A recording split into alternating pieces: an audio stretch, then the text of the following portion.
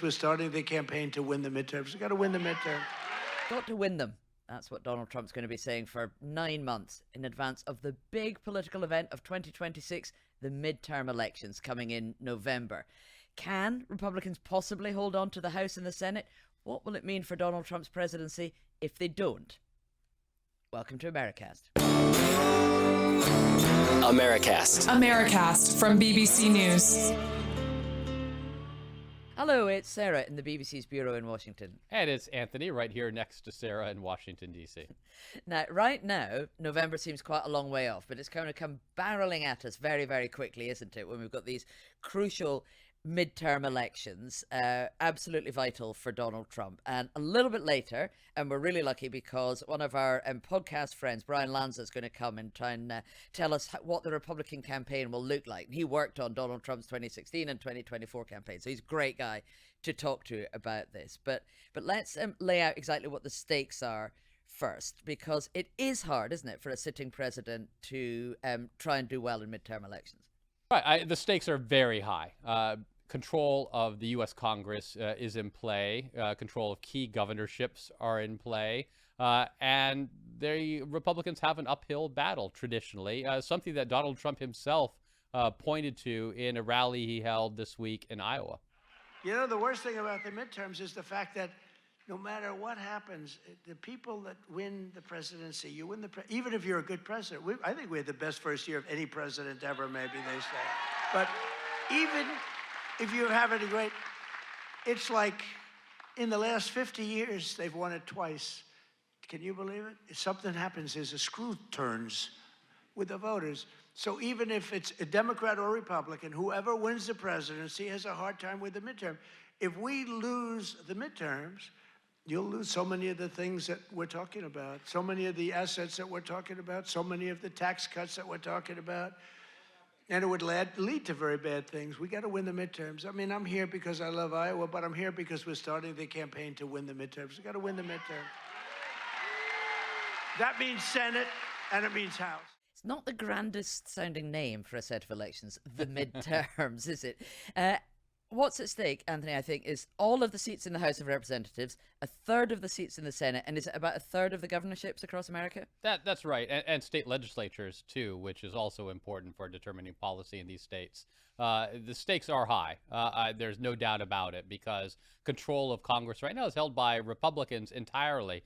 Democrats really don't have any hands on the levers of power. If they win one chamber or both chambers, they're going to be able to grind Donald Trump's legislative agenda to a halt. But more than that, they're going to be able to ramp up oversight of Donald Trump. They're going to be able to hold hearings, issue subpoenas, have investigations. They can make Donald Trump's life for the last 2 years of his presidency really difficult in the way they did for the last 2 years of his first term in office, where Democrats won control of the House of Representatives in January of 2019, and they impeached Donald Trump by the end of that year.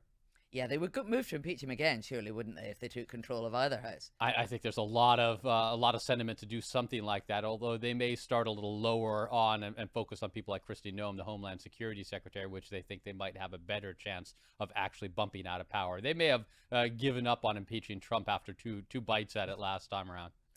Is he right when he says sitting presidents, their own party very rarely wins the midterms? I know it's traditional that 2 years into your presidency, voters have maybe turned against you a bit, but is he exaggerating when he says you can just basically never win them as a sitting president? Very seldom. I'm not sure if the two times over the last 50 years is right, although I can think of two examples where the president's party did do better and pick up seats in midterm elections. One was in 2002 with George W. Bush. That was after the September 11th terror attacks, and the Republicans ran on national security and homeland defense and did better in those midterms.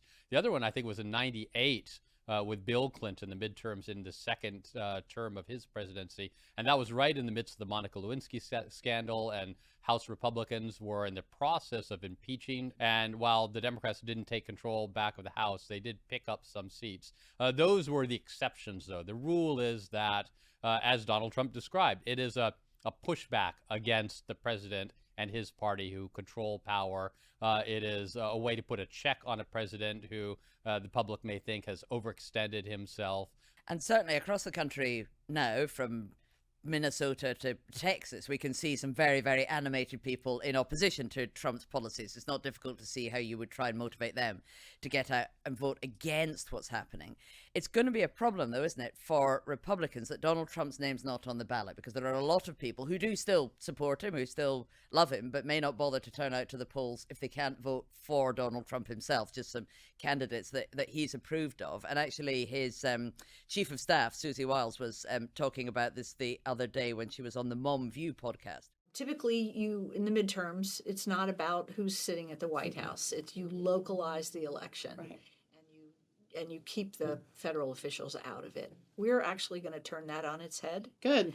and put him on the ballot, because so many of those low propensity voters are Trump voters. Yes, they are. And we saw a week ago Tuesday what happens when he's not on the ballot and not active. So I haven't quite broken it to him yet, but he's going to campaign like it's 2024 again. So when she was saying a week ago Tuesday, she was talking to some of those off-year elections where Right. Republicans didn't really do that well last year. They didn't do that well. And in those off-year elections in Virginia and New Jersey, the Democrats did quite well. And in some other, as we've discussed in the past, isolated little elections, like some state-level elections in Georgia, the Democrats outperformed prior results, particularly the 2024 results, when Donald Trump was on the ballot. And if you look at special elections all through last year, special congressional elections, Democrats, even when they didn't win, they did better than they did in 2024. They're by about 13% on average, which tells you exactly the headwinds that Republicans are going to be going into. If they hit this November with these midterm elections and do 13% worse than they did in 2024, they are definitely going to lose the House of Representatives, and it could very well put the Senate, which is a higher bar for the Democrats to try to take, but it could put the Senate in play.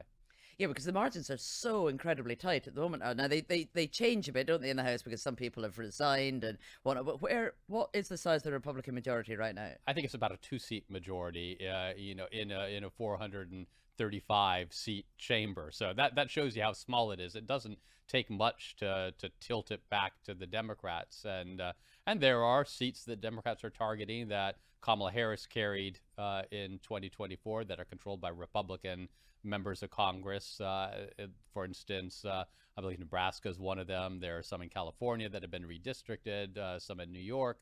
Now, the redistricting in Texas has made it likely the Republicans will pick up some seats there. But if this is a wave election, which we've seen in the past when there's an animated out-of-power party looking to get to the polls, if this is that wave election, then even these little redistricting things here and there and little details aren't going to matter. It's going to be such a route that the Democrats will be able to win, despite what the Republicans are trying to do. And as you say, it's harder for Democrats to try and take the Senate, but they've got a few interesting options because some big name popular Republican senators are retiring or not running for re-election, aren't they? Which means that some of those races are a bit more open than they might have been, even in unusual states. Right. Tom Tillis in North Carolina, who has been an increasingly outspoken critic of Donald Trump. He's a Republican. He isn't running again. So that's an open seat in a swing state. Democrats have to win that, basically, if they want to be able to take control of the Senate. They'll have to pick up 4 seats to take control of the Senate because it's a 53-47 Republican majority, and a tie would be broken by J.D. Vance because he's the vice president right now. So that's one. Susan Collins in Maine, she's running for re-election, but Maine is a more liberal state, and she has won against the odds in her past re-election campaigns. Maybe her luck runs out this time around. That gets you to 2. Then you have to start thinking about other states that are a little bit more of a reach and where they can pick up. And one of them is Joni Ernst's seat in Iowa, where Donald Trump was this week. She's not running for re-election. That seems like a reach, but in the past, Democrats have been able to be competitive in Iowa. Maybe that turns around. We have a Florida seat, a Senate seat. It's not an open seat. Alaska, they have Democrats have a good candidate running against the incumbent there. All of these would be mildly surprising, maybe even more than mildly surprising, but they're the kind of seats that Democrats would have to win to get those 4 flips. And it definitely means that they're going to have to find a way to kick out some incumbents, which is always harder. Okay, let's try and drill down into what Donald Trump and the Republicans can do to maximize their chances, how they're going to run this campaign basically for the next 9 months. Hello, Bryan. Great to have you back. Thank you so much for coming into the studio. Great, thank you for having me. It's been quite a year since I think we last spoke, Bryan. What do you think is happening? What do you think the outlook is for the midterms now that Donald Trump has a year under his belt in his second term? I mean, the pace has been unrelenting. I think that's what we sort of take away from the last year. I mean, I think the midterms are going to be tough, right? They're always tough for the party in power, at least on the House of Representative sides. The economy is not where it should be. It is better than what it was under Joe Biden, but President Trump made promises that it would be exponentially better. And so they have some work to do and some catching up to do. But at the end of the day, it was always going to be an uphill battle. The fact that there's question marks about the economy makes it harder. And then you throw in what was President Trump's signature issue and his, and the rally to the MAGA base, which is immigration. At least visually, it's turning into a liability. So it's certainly the start of an interesting year. We have plenty of time to turn it around, but if the election were held today, I wouldn't have a good feeling about it. We listened to a Susie Wiles clip earlier talking about their campaign strategy, and she said that she was going to get Donald Trump out there campaigning nonstop like this was a presidential election. Usually in midterms, when the president isn't all that popular, they kind of disappear. That doesn't seem like the strategy now. They want Donald Trump front and center. Is that a good idea, do you think? I mean, he's front and center regardless. I think we learned that in 2018, that whether he's on the ballot or not on the ballot, the entire campaigns for a lot of these Democrats are going to be about Donald Trump. And he is his best messenger. He is the best counterpuncher out there in American politics. And he is the contrast, right? I think Democrats, what they're talking about now, the election for them isn't about the economy. It's not about affordability. It's not about pricing. For them, it's about impeachment. And the more you have President Trump out there, the more it's going to trigger the Democratic base to stop lying behind their other political arguments. And Trump out there sort of makes them address, the election for Democrats is solely about impeachment. And that's a political problem for them. People want more than just divided, frozen government and an impeachment every month. So Donald Trump has been getting out there, and he delivered what was basically a campaign speech in Iowa earlier this week. On one of the things you say that's all important, on the economy, and I wonder if you think he's got the message right on this. Let's listen to what he had to say. It's a word that they came up with, affordability. Every time you hear the word, remember, they're the ones that caused the problem. And first time you heard about it was like a few months ago. This election's all about affordability. Well, they're the ones that caused the problem. But nobody knows that. People forget. So they say, affordability, let's vote for the Democrats. It's no, affordability. They caused a tremendous price increases. It was caused by the worst inflation we've ever had. And they come up with this word, affordability. And I saw it although you're not hearing it so much anymore. You know why? Because the prices are coming down so much. They don't want it to be an election based on lower prices. But we're bringing down the lower. I like that term better. Bryan, to me, that sounds as though President Trump is trying to tell people that they're better off than they feel, that the evidence of their own wallets or bank balances is lying to them, which is kind of what Joe Biden tried to do before 2024, and that didn't work. No, listen, I think the differences here are Democratic policies as a whole drive up costs. We know this. It's not a secret. So when President Trump says affordability conversation is a scam, 100% is a scam in the sense that Democrats don't care about affordability. They never have. So it is ironic for us to who observers of campaigns who work with the president to hear the media prop up and the Democrats prop up the conversation of affordability when they've never cared about the issue before. And evidence is that they don't care about it now, and they want to double down on Joe Biden's policies, which led to an affordability crisis.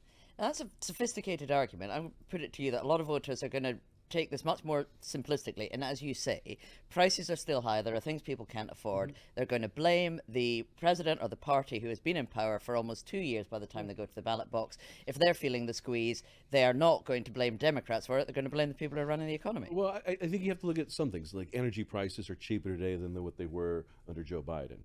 Inflation is lower today than it was under Joe Biden. Eggs are lower. There are certain, the thing is there are costs throughout the entire ecosystem of family that are cheaper today than they were under Joe Biden. However, things could get cheaper faster. I think that's the challenge that President Trump had, is he made it sound like he could return the great economy of Trump 1 with the flip of a switch.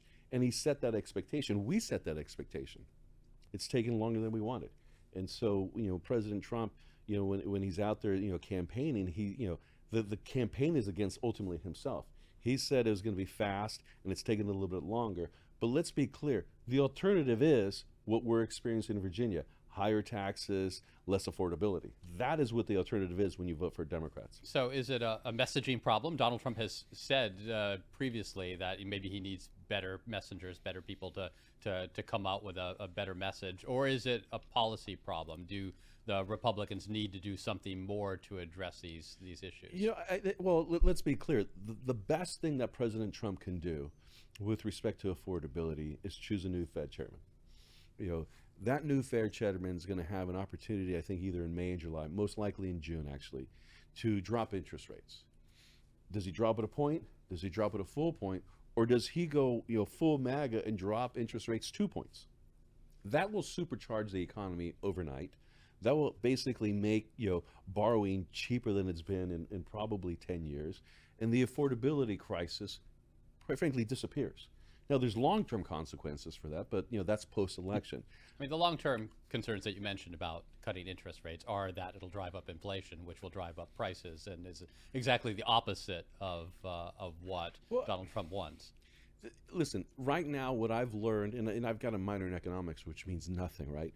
But what we've learned over the last years under Trump's stewardship of the U.S. economy is the economists get it wrong all the time. They have the worst record under President Trump when it comes to making these predictions of what's going to happen. I remember during Trump 1 when economists said we were going to get, we were going to drive up, interest rate, or we were going to drive up inflation because of the tariff policy.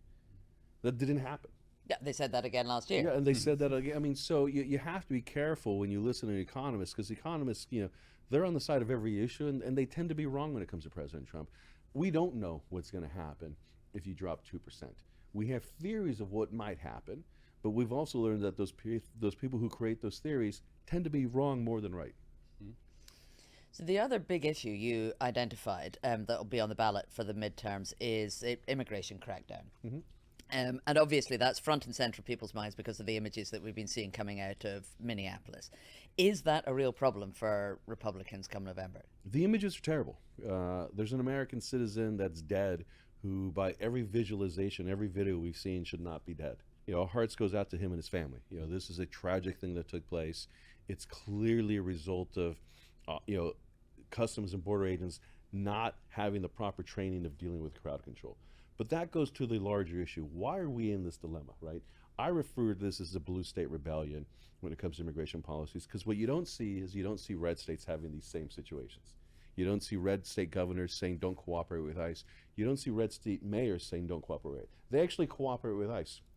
So a normal ICE or Customs and Border, task or action item is they pull up on a residence, they knock on a door, they identify who the illegal alien is, and they put that person in custody. And local law enforcement does crowd control, because local law enforcement is trained to do crowd control. That is the primary training.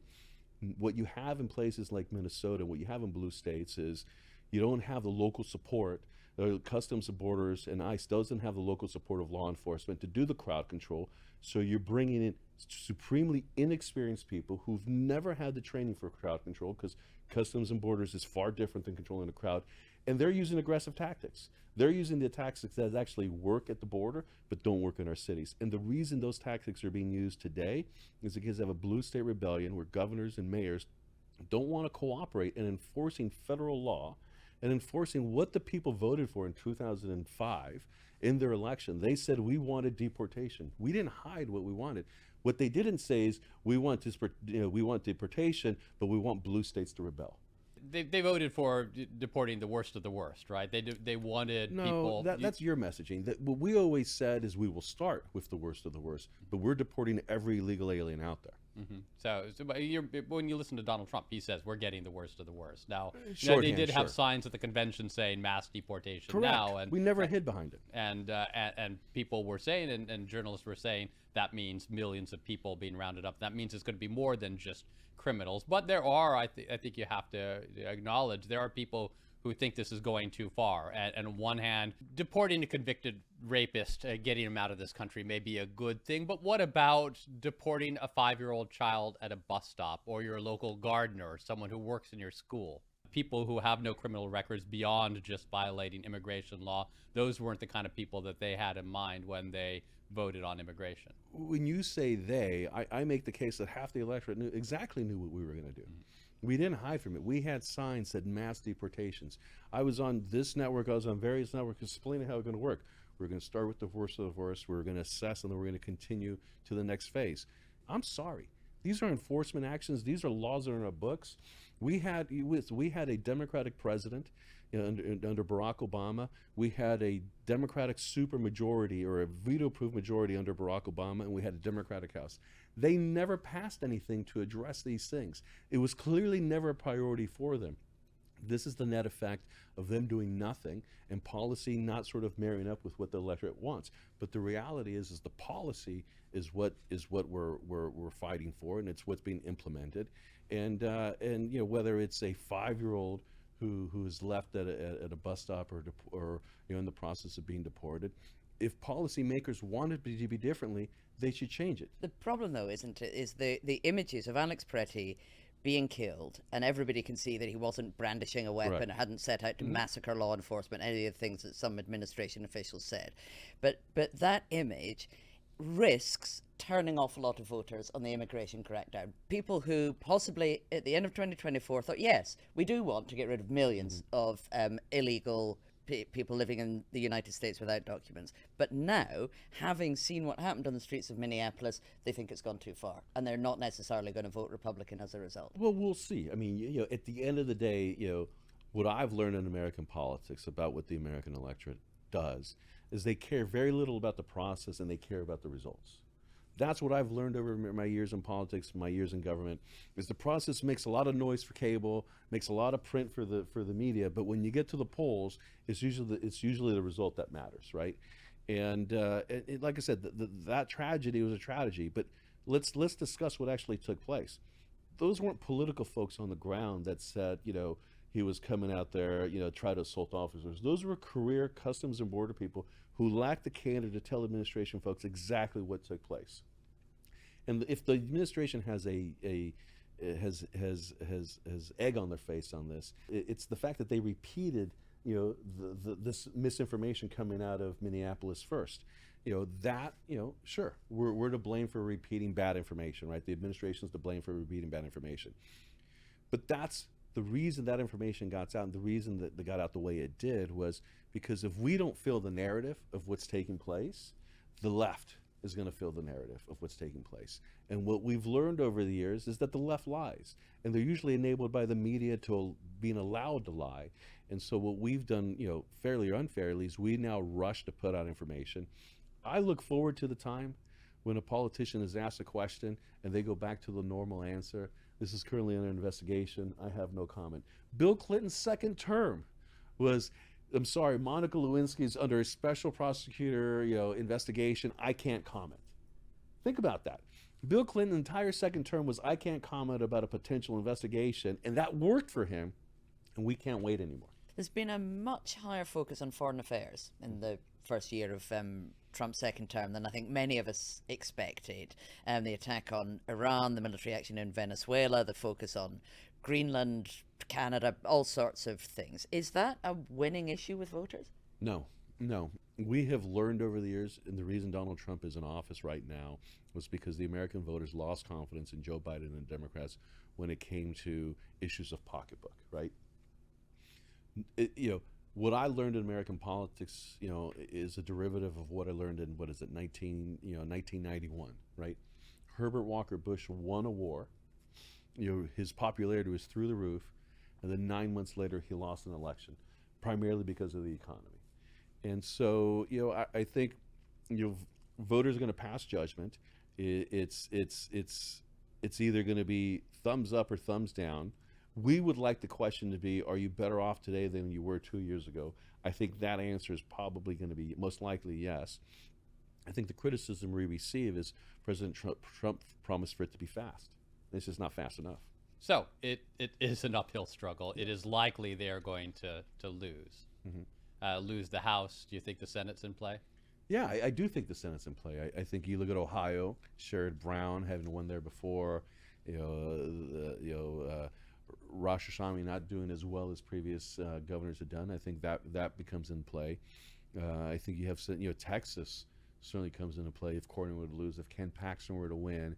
We probably lose Texas, which is shocking, which is jarring, but it's not the political earthquake we think it is. It's not because it's a shift in electorate in Texas.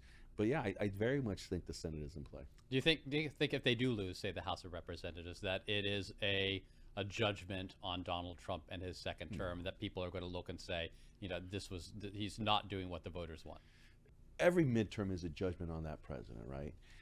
But I think the question becomes is what is the judgment ultimately say? I think if the people say, hey, it's improved a little, just not as much as we wanted, then we know. We made promises of a fast recovery, and we weren't able to hit those promises. But I think every midterm is sort of the test on the president of how things are going. And I don't think President Trump's any different. And we're going to make the case that the economy is better than it was 2 years ago. And if you give us more time, we'll make it even better.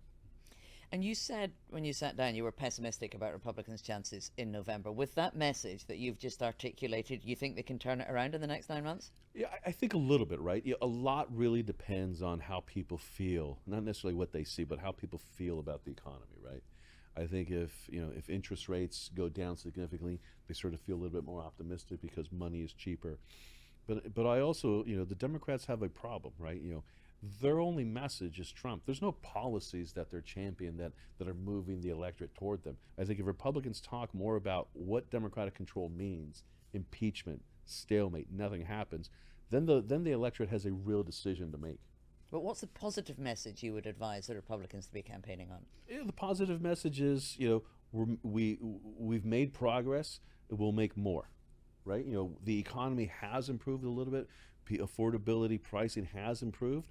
But if you give us more time, we'll improve it even more. So the tagline for the election is, we're getting there, just not as quickly as you wanted us to. I think the tagline is we've made progress. Give us 2 more years and we'll make more progress. But saying the other guy is going to be worse, that's the other guy is worse. But that's going to be a risky message, right? That's what the Democrats tried to are do saying. that. They're saying Donald Trump is worse. Yeah, and they tried that in 2024, and Donald Trump is going to be awful, and voters was like, yeah, you suck, we're going to get you out of here. I mean, and it's not that kind of a negative message. It might. Yes and no. Keep in mind, Democrats' approval rating is at 18%. It's the lowest it's ever been. It may not be a hard argument. But I know one thing, and I've seen it in focus groups and I've seen it all over the country. Voters do not want stalemate, out of Congress. They're frustrated with how slow it goes, how nothing's happening now. If they feel that it's going to get worse, that does have a resonating message. Can we have you back after the midterms, and we'll Yeah, get your we'll get you to We'll critique get how it all happened. we'll get my scorecard. Right. Well, thank you so much for coming in. Yeah. Goodbye, and thank you for having me. Great to have you on, as always, Bryan. Thank you. That's it for today. If you want to listen to any of our other episodes, you can get them wherever you get your podcasts. Bye-bye.